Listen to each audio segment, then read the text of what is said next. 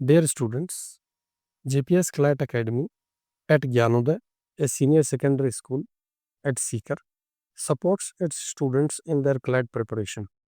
We have started a lecture series which will be delivered to you on a daily basis on YouTube. The lecture series revolves around discussion of mock papers. You can request us for the concerned mock papers. If you intend to join us in our daily discussions, you are most welcome. Yes. So basically, the article talks about the the forests, how the government tries to balance the competing pressures of development and the ecology, preservation or conservation of the ecology. Now, the government, from the kind of discussion that is presented in this passage, it seems that it is a tightrope walk. It is not that easy. On one side, the Supreme Court folds the mirror to the government or mirrors to the power that look, you have to conserve the forest because that is the only way we can survive on the earth.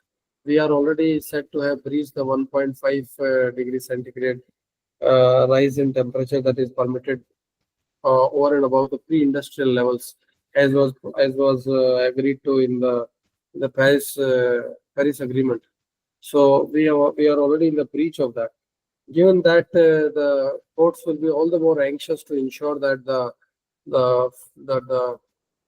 forests in the country are conserved. India is committed to keeping 30% of its area of its geographical territory under the forest land. At present, there is a 25% area which is under the forest land. This is falling 5% short.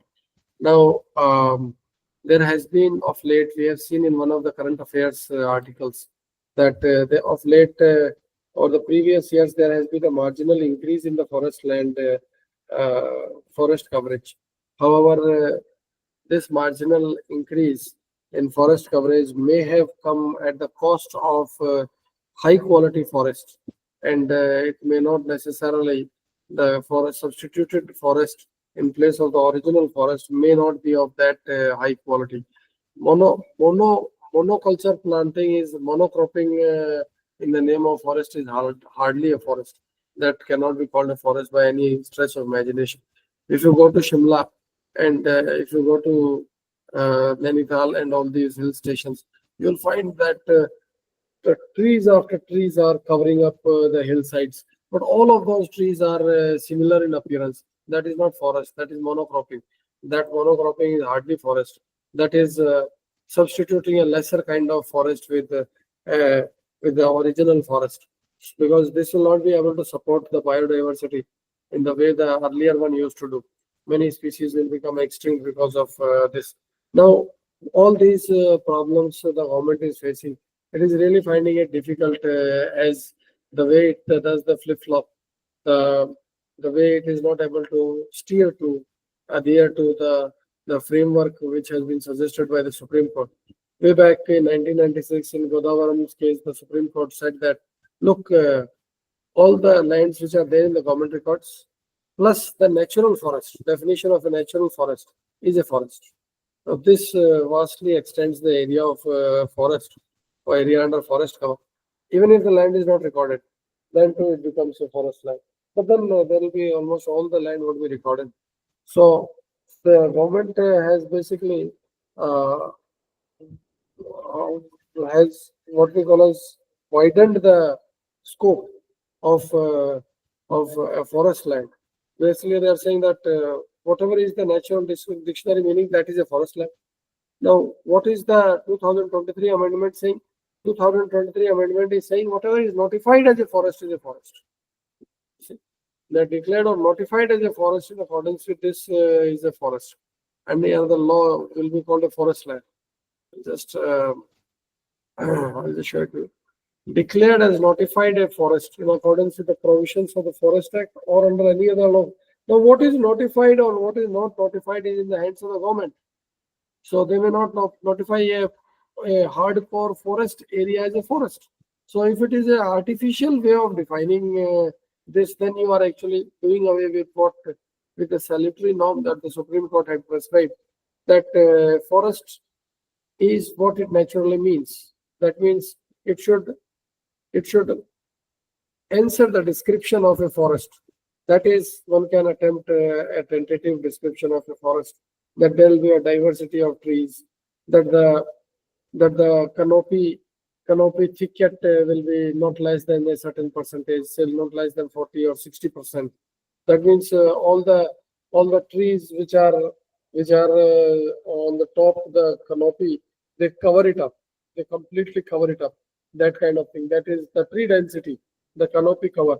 If you take it like that, then those are the parameters. Now, if those parameters are missing, then it is degraded forest. That is badlands. They become degraded forest.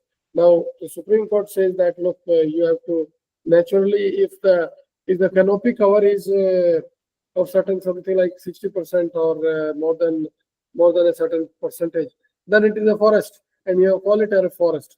Call it as a forest. That widens it up. That narrows the jurisdiction of the government.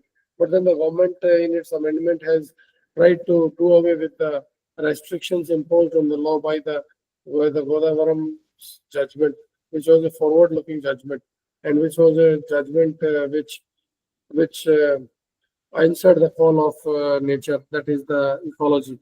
And the present dilution answers more the call of the compulsions of a popular government. There is a trade-off between a judiciary. That is where the trade-off is seen. The judiciary as a wing of the government, and the government executive as a wing thereof.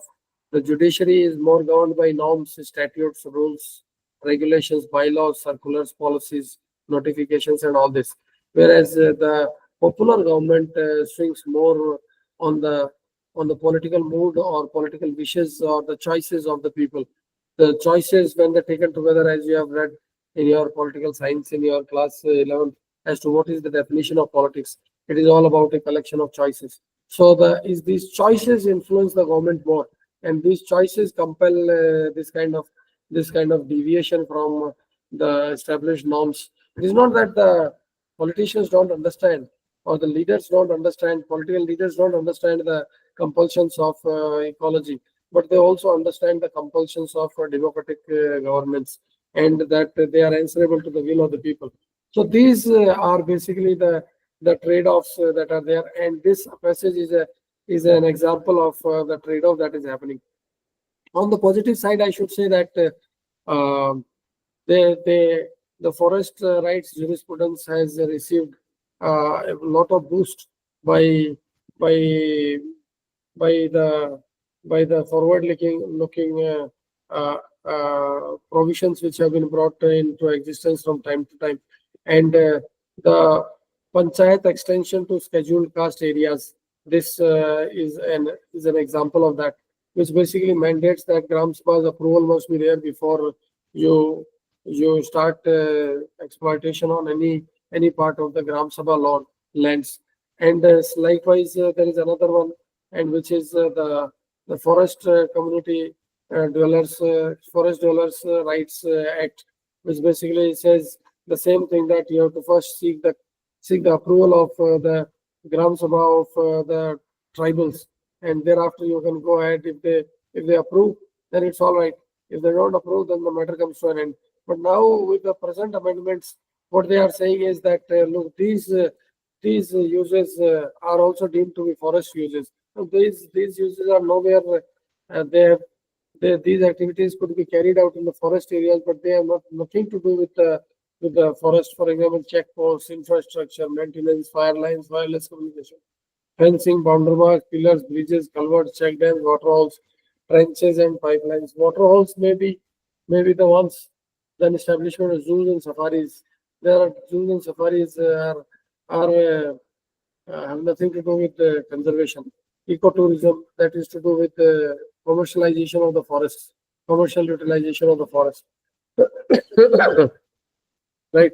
So this article is a remarkable piece of writing, wherein we can see the strain between the judicial and the popular. Right.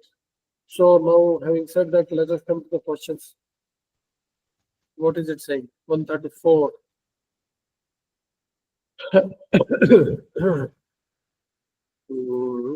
This is 134, I guess. 65, 134. Yes. This is marked 67% correct. What is it saying? In 2007, the government plans to develop an ecotourism project in a forested region traditionally inhabited by indigenous communities, Adivasis, and forest dwellers. It involves eminent domain, claiming that the project serves plans to develop an ecotourism project. Now, ecotourism project in 2007.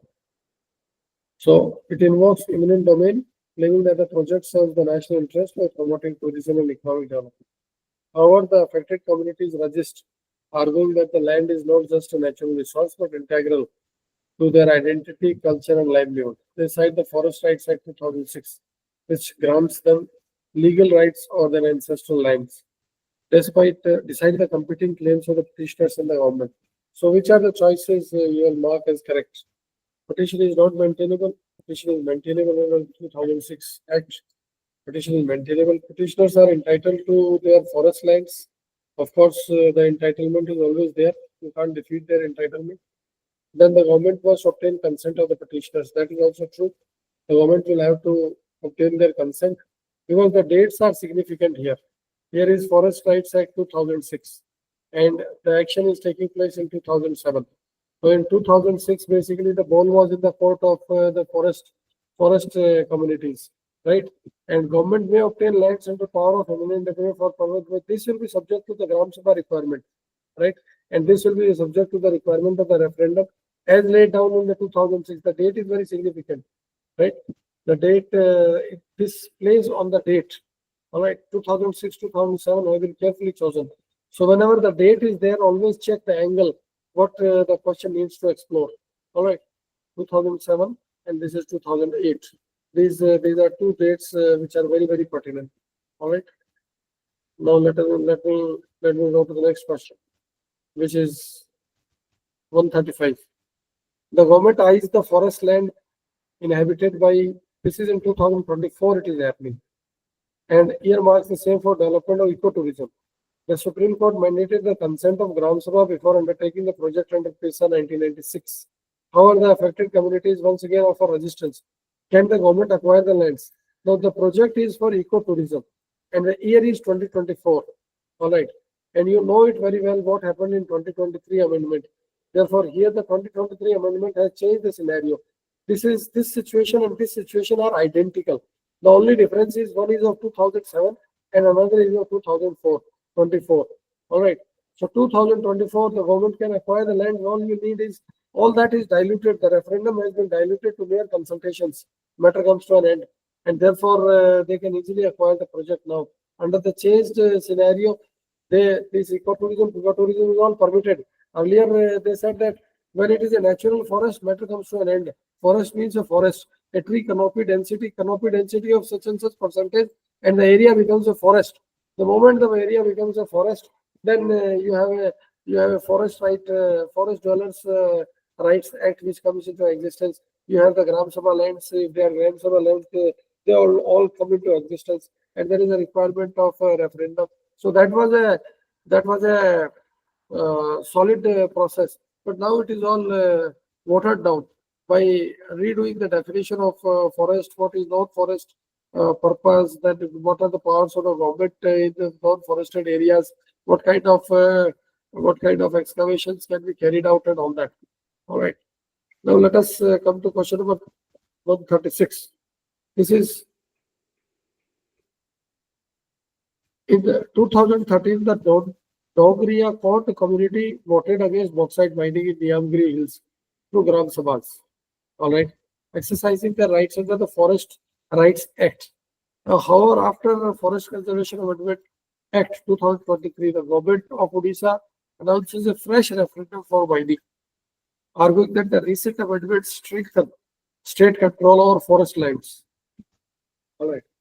Indigenous communities challenged this move in court, claiming their previous referendum and statutory rights still hold legal force.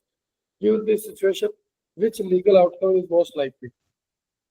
So this is a this is a this is a question. Let us think aloud so that the message goes loud and clear. Instead of re-explaining it, let us think it aloud so as to understand how you will approach this question. Yes, what do you have to say?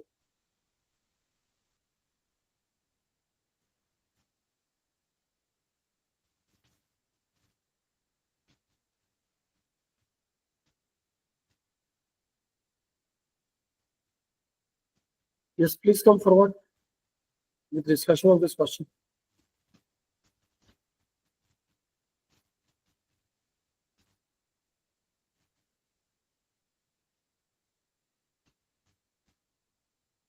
Take the lead to say something right, wrong, indifferent, it makes no difference. But say something. Whatever is there on your tongue is there in your head. Therefore, if you exercise your tongue frequently, means your head is packed with ideas. A person who doesn't have any ideas in his head will not be able to take anything out of his mouth. Therefore, speak and learn the Socratic dialogue. That if you want to learn anything, start speaking about it. You will automatically learn. Socratic way dialogue. That is the best way of learning. Yes, tell me. What do you have to say on this? 2013, the community had voted against bauxite mining. That was under the Forest Rights Act 2006. Now, after Forest Conservation Act amendments, Government of Odisha announces a fresh referendum. They are saying that once again we will now hold the referendum. All right. Indigenous communities challenge this. Now, what is there this thing? What is there? So, what do you have to say in this? Forget about the choices. You just tell me what do you have to say to this? Because you have read the passage. What do you have to say? How will you suppose this is presented to you sitting as a judge? What will you say?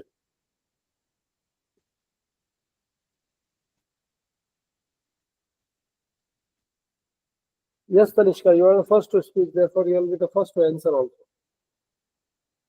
So the communities can argue their 2000 referendum valid under the Forest Right Act and previous Supreme Court ruling. No. Say something more. A little bit more. A little bit more. Reflect on the amendments that have been carried out. How the situation has altered after the year 2023. Say something on that also.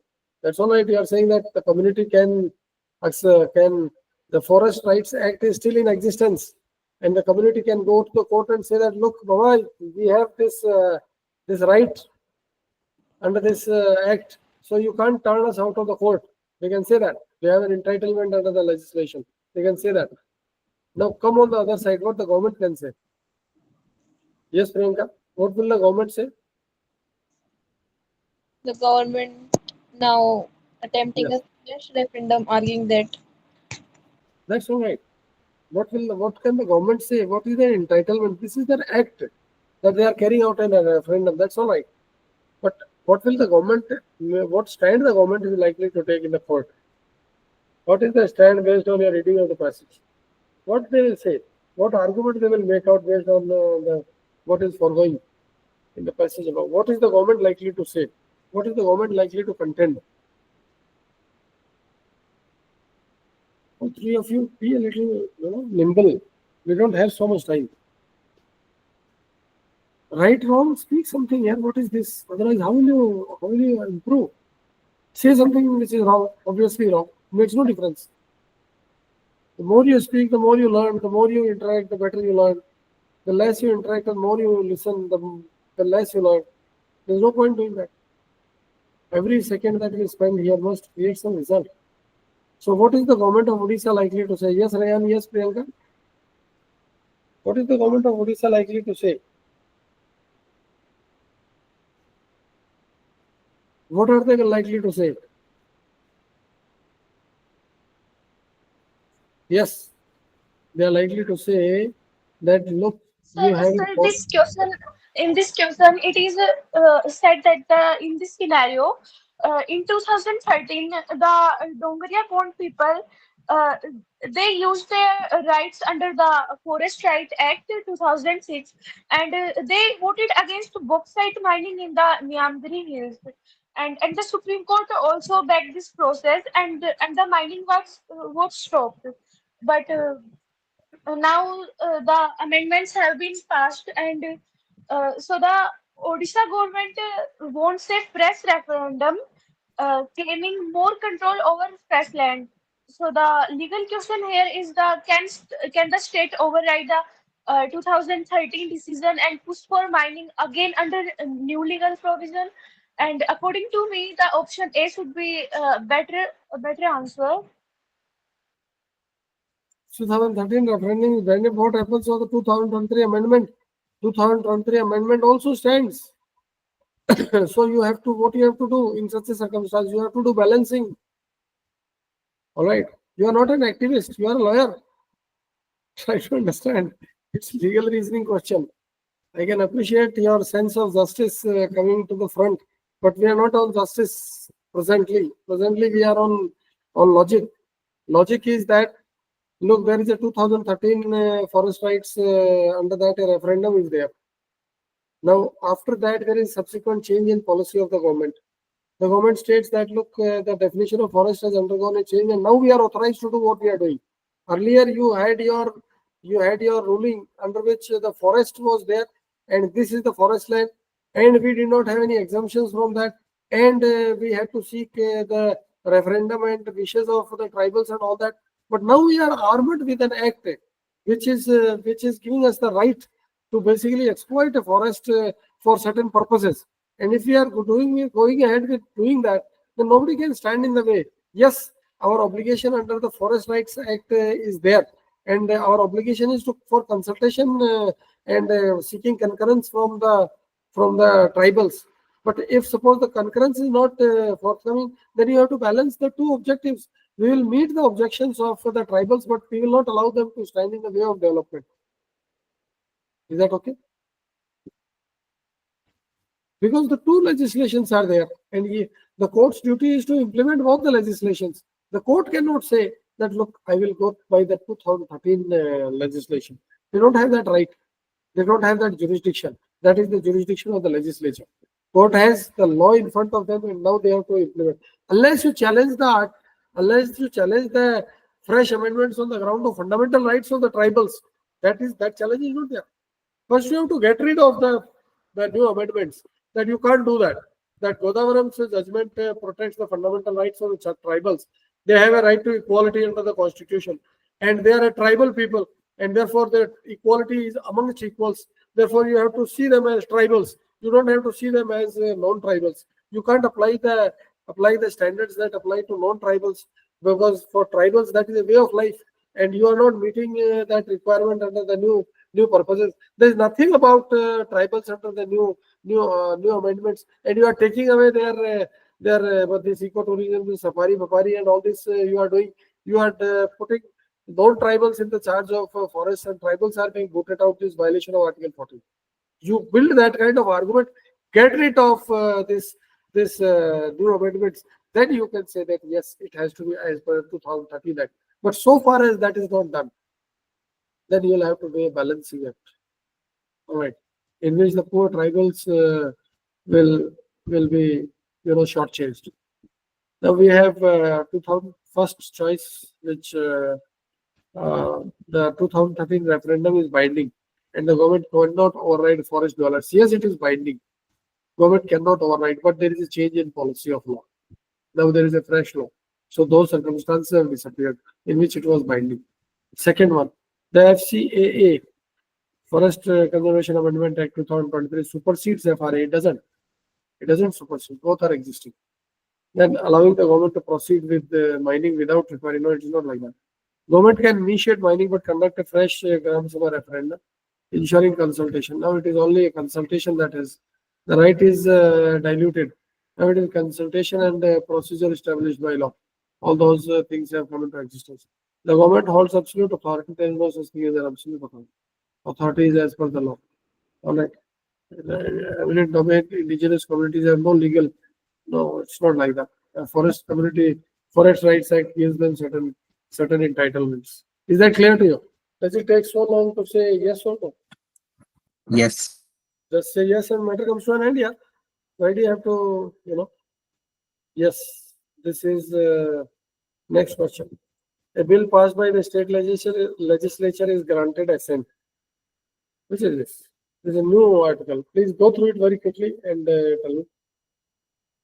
This is that latest article on governor and Mr. Ravi Kumar, the governor of Tamil Nadu, who is contributing to enrichment of the jurisprudence of India by his waywardness. So we are getting an opportunity, to develop our skills because thanks to the governor. Please go through this passage 17. This passage talks about the Article 200 and 201. The Article 200 assent to bill when a state legislature passes the bill and the government can assent the bill without assent and also reserve the bill for president consideration.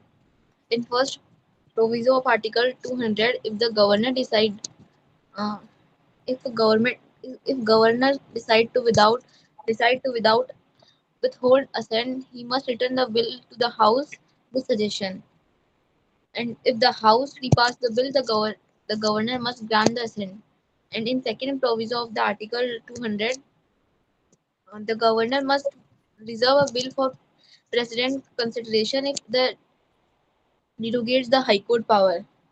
If it derogates the High Court power, and the state of Punjab versus Principal Secretary of Governor Punjab clarified that if the governor withhold assent, he must follow the first proviso and cannot simply reject a bill without returning it. And the Union of India versus Huluri Vasawai Chaudhary established a bill lapses unless repassed after the governor objection. And the exercise of discretion by the governor under the Article 200 is subject to judicial review. And a governor ruled that the governor cannot pocket veto or indefinitely delay a bill. And if a considered bill is sent back, the governor must approve it unless it is materially different from the original. Yes. If and under Article 201, if the governor reserve a bill on unconstitutionality grounds, the president should consult the Supreme Court under the Article 143 before rejecting it. And also Article 200 ensure transparency in legislative procedures and preventing governor inaction or or absolute veto power. And also judicial ruling uphold the check and balances, ensuring governor follow the constitutional procedures. And Article 201 gives the president power to review and decide on state legislation, requiring a special constitutional clearance. Yes. So this article is basically based on Article 200 and 201, and this article says that the Article 200, uh, uh, when a bill is passed by a state legislature, it is sent to the governor, who must give assent or withhold assent or reserve the bill for the president. And if the governor wants to withhold assent, he must return the bill with suggestions for changes, and the house must reconsider it. And if the house passes it again and sends it back, the governor must give assent, and he can't reject it again or use a pocket veto by delaying action. And uh, if the Supreme Court said that the governor must act as soon as possible and can't delay bills, he can't simply reject a bill without following this procedure. And also, the governor must follow the Council of Ministers' advice, uh, except in a few special cases, under Article 163, subclause 1, or the second provision to Article 200. And the only time the governor can act differently is if the revised bill is materially different from the original one. And Article 201 allows the governor to reserve a bill for the president, especially when the constitution requires the president's approval, like in Article 31A, 31C, 254 subclause 2. And when the president gets such a bill, they should ideally consult with the Supreme Court under the Article 143. And if the bill might be unconstitutional, uh, the courts will decide its legality, not the president or governor. It's all up to court. That's all from my side. This article is about the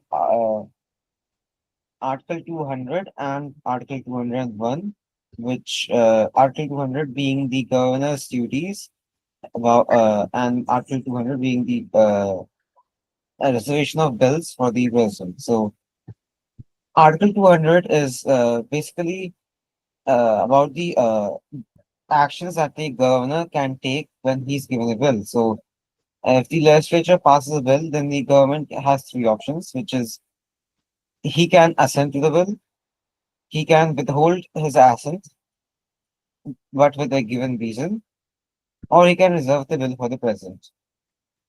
So if the governor withholds the bill, so he must give a proper reason, and he must also suggest a possible amendments for the bill. If the bill is returned, then the legislature may not necessarily make amendments, the new amendments that was suggested by the government, and can simply may simply repass the bill. And once they are repassed, the governor will not be able to withhold his assent and must pass it. So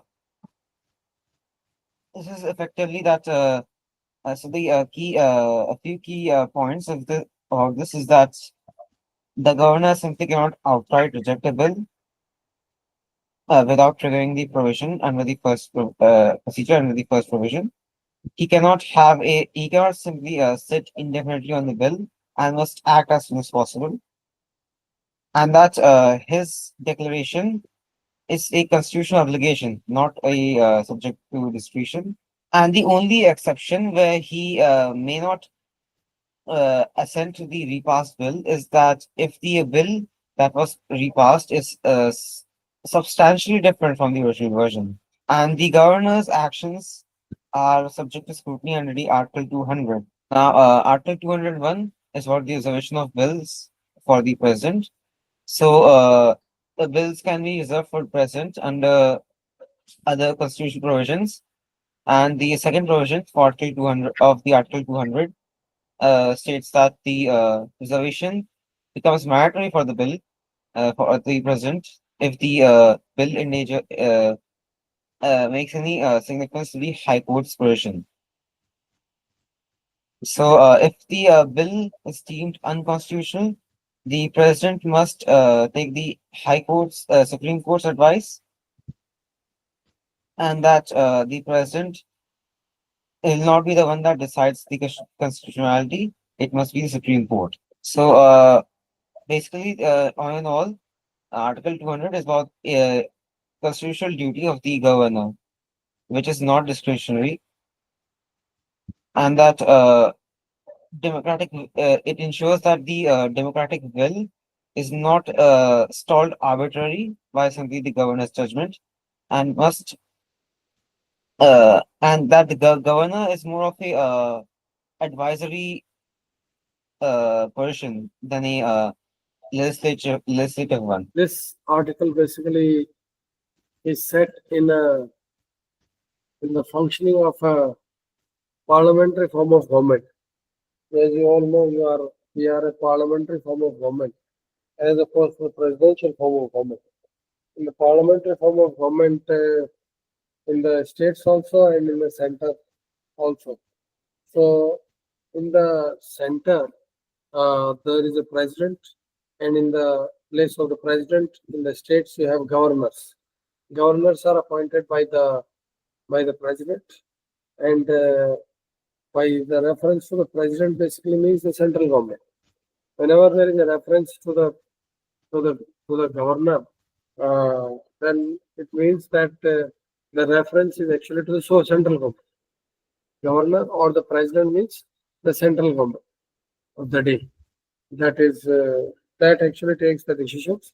Neither the governor takes any decisions nor the president takes any decisions. Governor has been entrusted with certain discretionary powers which are very limited in scope, and apart from that, it is the central government which takes a decision. When the governor communicates something, it is basically the central government which is communicating, because that is the parliamentary form of government.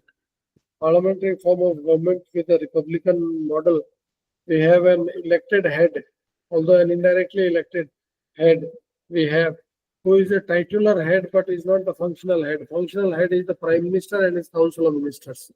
Therefore, it is the prime minister and council of ministers who are at the center of gravity of the entire universe of democratic functioning, a democratic government in a parliamentary model. And gubernatorial power is basically a power in order to implement the machinery of the constitution. They have discovered or they have this functionary which who basically is a central government nominee. And the Sarkaria Commission report, which gave its recommendations on center-state relations, that is federal relations in India, have recommended that the governor should behave as if he is the friend, philosopher, and guide of the state government. The governor should not take upon himself the task of vetoing whatever the state government has done. These are the recommendations of the Sarkaria Commission on working of the center-state relations. This recommendation has been cited by the Supreme Court also in so many judgments. But what is seen in actual practice these days is that the governors are taking steps which they are constitutionally not empowered to do. Now, this kind of thing is happening because the ruling party at the center and ruling party in the states are basically different, and their developmental agendas may be different. There may be differences of ideology between the two, and of course, there is always a competition between them, which makes their relationship or bars their relationship by conflict of interest. Therefore, this kind of thing one can understand that the central government causes, or the central government may not have caused, but the governor himself, in his own wisdom, thinks it proper to take these steps. But he has to act within the norms of the constitutional morality. He has to observe the moralities of his office, and which are basically enshrined in so many articles of the Constitution. Article 200 of the Constitution gives the governor three options. As you have stated, the first option is that he can withhold, he can give his assent to the bill. Then there is no controversy at that. Second is when he withholds assent to the bill and sends it back for reconsideration. There is no controversy with that. And third is when he withholds the bill for consideration of president. There is no controversy in that also. There is no controversy with what Article 200 says. The controversy arises when the gubernatorial office of the governor starts exploiting the constitutional silence as to within how much time the governor has to give a response. It is not indicated whether it is 15 days, whether it is 7 days, whether it is 20 days, whether it is 30 days. That kind of time frame is not required. Given the height or stature of the constitutional office which is involved, that kind of timeline is not required. Nevertheless, this case highlights the importance of specifying a timeline. Because of competitive politics, the parties have forgotten the basic norms of the Constitution and have started taking positions which undermine the Constitution of India in the at the altar of competitive politics. So what the article specifies is, as soon as possible, the governor has to say or take action. Let me refer to the article a little bit so that it becomes a little clearer.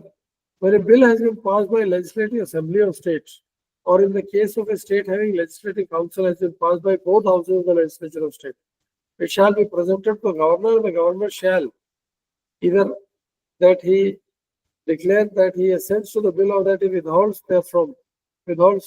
assent therefrom, or that he reserves the bill for the consideration of the president, provided that the governor may, as soon as possible, after presentation to him of the bill for assent, return the bill if not a money bill, together with a message requesting the houses for reconsideration. So if he has to take the action of returning the bill, then it has to be at the earliest possible occasion. He is a very exalted constitutional functionary, and the constitution does not necessarily give a timeline, but it indicates its intent very clearly by saying that as soon as possible.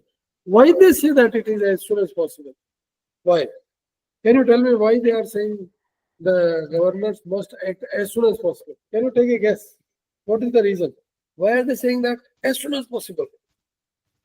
You will do this action. Why? Why are they saying here that the governor, if he chooses to return the bill for reconsideration, he shall do so as soon as possible?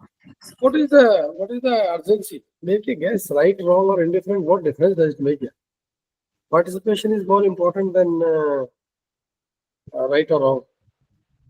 To make the law very soon as possible, because uh, making a law is a is a large process, and it would take time. That's why it is they are trying that governor don't take much time, because already this process is very long. That is not the reason. Sitting on the bill and not giving a decision is rather irresponsible on the governor's side, and that this could harm the spirit of the accountability that the governor has, since if they do not It's okay. I got your point. respond on the bill, yeah. Yeah, respond on that. Now you see, the only reason for this is that the governor is not the people's representative.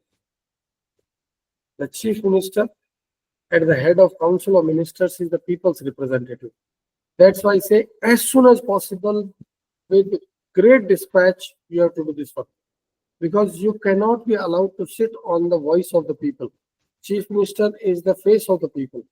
The constitution requires that the electoral mandate is considered sacrosanct and is not substituted by a central government nominee. That's why they are saying that, look, you have to act as soon as possible. That is the reason. That is the reason why they are saying that because the will of the people is supreme in a democracy. And of course, it has to be worked within the four corners of the constitution. If you can't walk out of the constitution and say that we are obeying the will of the people, that is not possible. That is simply not possible. It is constitutional democracy. It's not anything else. Therefore, you can't walk out of the constitution. You can't destroy the very framework within which you are supposed to work. So the will of the people is implemented by the constitutional provisions, and that is why they are saying it is as soon as possible. So that is what the Supreme Court says, that look, it is as soon as possible, because that the office of the chief minister and his council of ministers are the representatives of the people. They represent the people of India in the preamble of the constitution. And if we are the people of India, then it is their will which is supreme. It is not the governor's discretion which is supreme. Yeah, of course, their will has to be in accordance with the will has to be in accordance with the provisions of the constitution. That is why this safeguard has been given to you, that you can resend the bill for reconsideration if you think that it does not subserve the constitution or the people of the states. You can send it for reconsideration. You can reserve it for the parliament if you think that constitutional position of the High Court is compromised in the bill. or any other or the constitutionality of the bill is in doubt, then you can send it back. You can send it to the president. That kind of course of action you have. But Baba, you have to send it. You can't keep sitting on it. That is the upshot of what the judgment states, what Article 200 states. He says the judgment says that look, you have to do it within a timeline. And they went ahead and prescribed a timeline for the president also. they, have, they have gone ahead and they said that the governor must consider in 1 month. And if my memory serves me right, they said that the president must do it in 90 days, 3 months, right? And now there is a Article 143 petition in the Supreme Court, which is being filed as per the news which is circulating in the internet, that the government is seeking a advisory opinion of the Supreme Court as to whether it is an example of judicial overreach that you are prescribing a timeline for the president. So that kind of petition has already come in the Supreme Court. You must have noticed it already it is all over the internet today. So that so now so these kind of caveats the apex court has basically ruled that the governor has to remain within the jurisdiction, and the governor should not walk out of the jurisdiction. That kind of thing the article talks about. And then what is this? This is, yes. So this is the thrust of this article, and then of course it says that look, Article 143 is there, and you can, whenever you feel that the constitutionality of the bill is of doubtful, then in that case you should seek the opinion of the president. Then seek the opinion of the Supreme Court. Which are those provisions? One of those provisions is Article 31C. What is it saying? It is saying the same thing, that you have to seek the opinion of this thing. Where is that article? 31C. Yeah, it is here. I have opened it also. I'll just take it to the 31C. It says, notwithstanding anything in Article 13, no law giving effect to the policy of the state towards securing any of the principles laid down in Part 4 shall be deemed to be void on the ground that it is inconsistent with or takes away or abridges any of the rights conferred by Article 14 or 19. And no law containing a declaration for that is for giving effect to such policy shall be called in question in any court on the ground that does not appear. So if when the question is the abridgment of Article 14 or abridgment of Article 19 is being taking place, then in that case, such policy shall not be called into question. This is what he is saying. So he is talking about balance between the directive principles of state policy and the mandate given in the fundamental rights.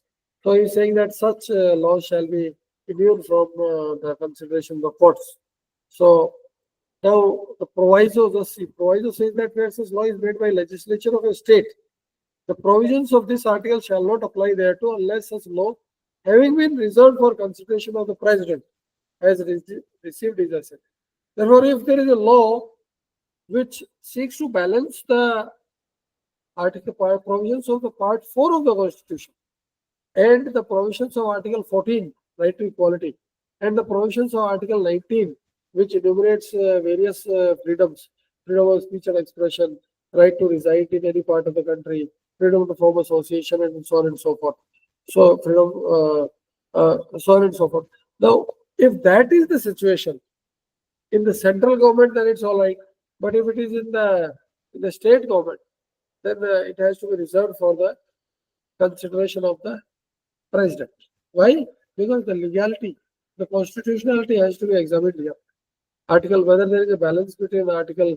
First, we have to see whether there is a trade-off between the directive principles of state policy and Article 19 and Article 14. Why you are suspending Article 19 and 14? Is it required or it is not required?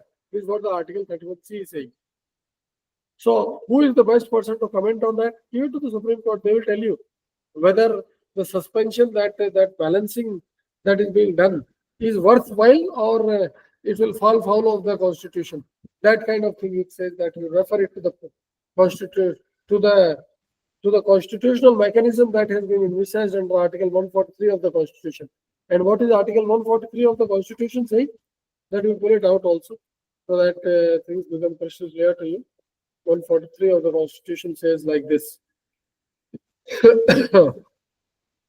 This is what it says. Power of the President to consult Supreme Court. If at any time it appears to the President that a question of law has arisen or is likely to arise. Arisen, likely to arise. That means the question which is not in existence, that can also, but is suspected to be in existence, can also be referred to the Supreme Court, which is of the nature and of such public importance that it is expedient to obtain the opinion of the Supreme Court. He may refer the question to the court for consideration, and the court may, after such hearing it thinks fit, report to the President its opinion thereof. So the Supreme Court has to report its opinion after following the process, due process of hearing the objections of the state governments. Usually what happens is the petition is filed, then the Supreme Court decides whether or not to admit the petition. It may dismiss the petition right at the outset, stating that we will not get into it for any reason. For example, one of the presidential references which had been given to the Supreme Court was in the Ayodhya Ram Janam Bhoomi case. The court said that, look, by this kind of reference, the court will be pitting one community against the other, whether the land belongs to Hindus or whether the land belongs to Muslims. Now, we can't say this sitting in the advisory opinion, because it will be like putting one community against the other, that which will not be good for us and good for the nation. So they refuse to entertain that advisory opinion petition. They returned it back. Now, that is the right that the Supreme Court has. They have to decide whether or not they want to admit it. Now, the Parliament can't say that, look, maybe you have to do it. No, that is not done, because they are independent. That cannot be said. So the request has to be made. Request the Supreme Court decides whether or not it will accede to the request. Otherwise, it can return the reference. But when it returns the reference, then it does not cast any reflection on the President or on the central government, because the President is the central government. That is not the point. The point is that it is not an appropriate case for the Supreme Court to entertain. That is why it returns such references. There is no other reason. So this is what basically this is what this article talks about. And I think we know what are the grounds on the basis of which the Supreme Court has stated that, look, you have 4 choices in front of you, as is given in Articles 200 and 201, and strengthened by the interpretation given by the Supreme Court, and that once the House is there, I need not repeat it. I guess you have already spoken it. You have understood it also. I am very happy about that. Now let us come to the questions straight away, instead of devoting more time to it. The question number 137. 2 students have marked it correct, 1 incorrect, so I will take it up. A bill passed by the state legislature is granted assent and officially notified in the Gazette. Later, the governor reconsiders, believing that the issue affects the power of High Court and should have been referred to the President. Governor issues an order withdrawing the bill for reconsideration. Now, can you, once you have given the consent, can you withdraw the consent? That is the question that is here. However, the state government refuses to comply. Once that assent is granted, the governor cannot withdraw it. The governor threatens to invoke Article 356, claiming breakdown of constitutional machinery. So what is Article 356 saying? Can you tell me what is Article 356? Yes, anyone can tell me what is Article 356 of the Constitution. I will share it also. What is 356 saying? Right? If the President, on receipt of a report from the governor or otherwise, is satisfied that a situation has arisen in which the government cannot be carried on in accordance with the provisions of the Constitution, then the State Assembly can be dissolved and the President's rule can be imposed. And all the executive powers come to the governor, and which are exercised by the central government through the governor. Is that clear to you? Article 356, the purport of Article 356, I am sure is clear to you. Yes or no? Tanisha, is it clear to you? Yes, sir. All right. Then I'll go further. That assumed himself power, this is the consequence, that the State Assembly is dissolved and What is happening under the SR Mobiles case? I'm not saying.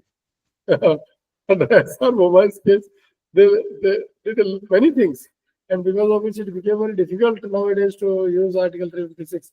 Article 356 was one of the most abused articles of in the Indian Constitution, and after SR Mobiles case, all that became nearly impossible, and the State Assembly would not dissolve. Also, it will be kept in the suspended animation, and it can come back to life once the president's rule is over.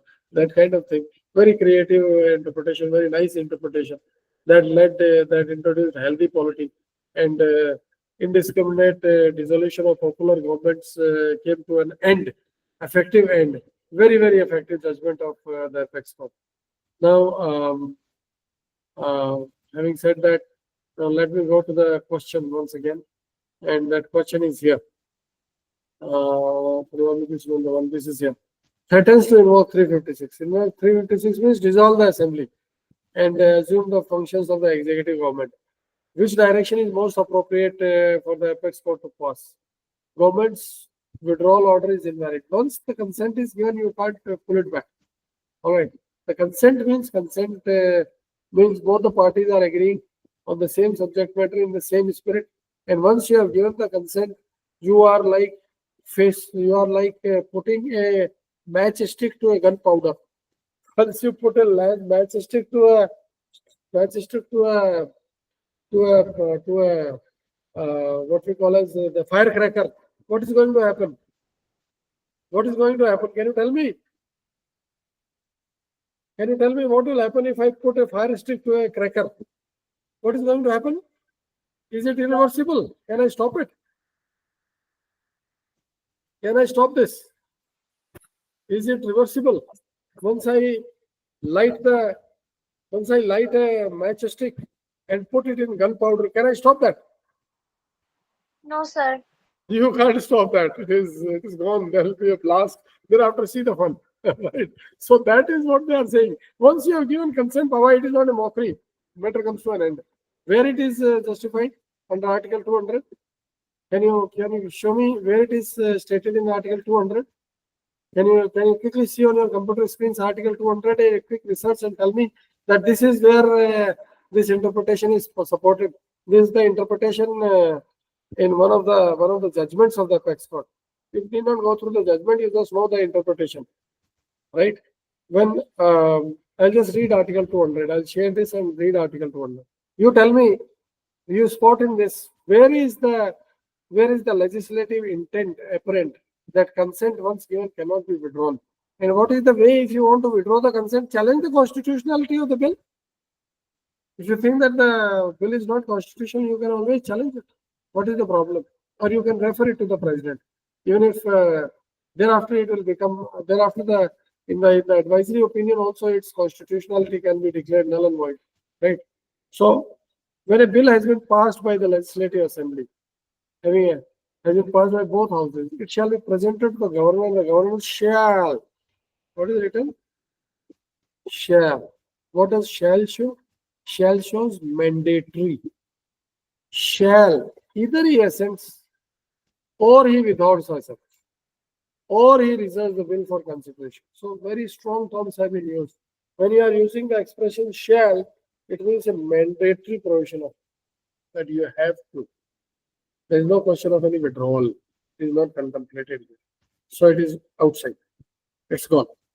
It is, you don't have those powers. You can't give the consent and then, no, I take back my consent. You bring it back. I'll tear the consent and show it away. No, it's a matter of record. It's not a joke. You can't do that. That is not allowed. You shall assent to the bill, withhold assent, or reserve for the consideration of the president. There is nothing else you can do. All right. Convention of parliamentary practice. Okay. Now please come to the next. The governor's withdrawal order is invalid. That is the correct answer. The governor has discretionary powers and the state government must comply with the withdrawal. Withdrawal order is contemplated by the language of Article 200. Since the governor has already notified the bill, the matter must be referred. The matter must be referred to the president for no question of final approval or initial approval or interim approval, nothing doing. Once you have, once you have, once you have, once you have notified the bill, then matter comes to an end. When governor holds authority over legislative matters and may resign the assent. No, no, he doesn't hold any authority over legislative matters. It is the chief minister with the council of ministers that holds the authority and the sole authority over the legislative matters, right? Section 138. State legislature, do I need to take it up? Yes. Passes a bill, sends it to the governor for assent. Governor delays the decision without referring bill to the president, reserving it for reconsideration or granting assent. The state government challenges the inaction. Which of the following is correct? Is a correct argument in favor of the state government. So favoring the state government, governor has discretion over the reservation of bills for the president consideration. Doesn't favor. The correct argument in favor of state government, does not favor the state government. Governor must act within reasonable time. This favors the state government. Governor can refuse assent and refer the bill to the president if a bill affects constitutional provisions related to the High Court. This is correct, but it does not favor the state government. Governor's discretion is subject to judicial scrutiny, and courts can interfere with delays in granting or withholding. So discretion is subject to judicial. This is an argument in favor of the state government because they have a recourse in the form of judicial review. The Article 200 of the Constitution mandates the government to act as soon as possible in favor of the state government, right? Then you have fact situation 139. The governor returned the bill to the Legislative Assembly with suggestion for reconsideration. The Assembly repassed the bill without incorporating the governor's suggestions and sent it back. The governor insists on withholding assent again. That is not possible because plain reading of Article 200 is very clear. Article 200, what it says? Should I refer to it once again? Here is Article 200 and it says, yeah. Here it says, governor may as soon as possible after presentation of the bill to him return the bill if it is not a money bill together with message. Then will consider the bill, any request in a message will consider desirable. The House of Houses shall reconsider, and if the bill is passed again by the House, with or without amendment and presented to the governor, governor shall not withhold assent. Once again, shall not has been used. Shall not means it is mandatory on the governor to obey the constitutional mandate. So Assembly repassed the bill without incorporating suggestions. Is the assent valid? No, it is not valid. Governor is constitutionally bound to assent in the second round. All right. A state legislature passes a bill that falls under Article 31C of the Constitution, making it immune from judicial review if it seeks to implement certain directive principles of state policy. The governor reserves the bill for president's claiming patent, but this is correct. Why am I taking it up?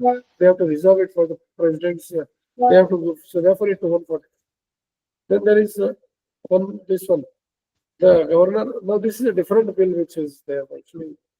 Bill is repassed by but remains materially different. This time something else has been passed. So he can basically, if they are sending a fresh bill to him, and if they are sending a fresh bill to him, he can surely insist on its repassing. Right? Come to this is 18. 18, can we take it up tomorrow? Because I don't know why it has taken so long. Because we people did not start on right time. We started at around 3 o'clock, whereas the scheduled time is at 2 o'clock. All right, let us do it tomorrow. Let us take it up tomorrow. ठीक है बेटा. You can request us for the concerned mock papers. If you intend to join us in our daily discussions, you are most welcome.